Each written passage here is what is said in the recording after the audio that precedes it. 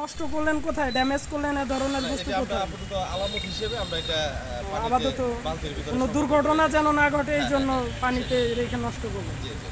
আপনার নাম? আমি সাব ইন্সপেক্টর রাখি, টাঙ্গাইল সদর থানায় আছি।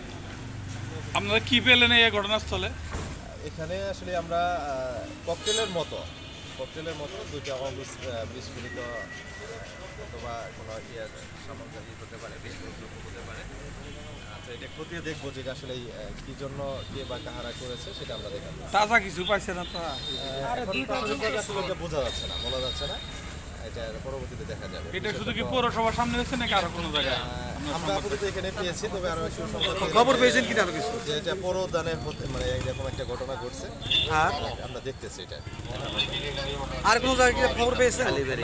পরদানের কথাটা শুনেছি, আমরা ওদিকে যাচ্ছি। আগে জেনে বললো কালীবাড়ি বুড়ের ওইখানেও করছে।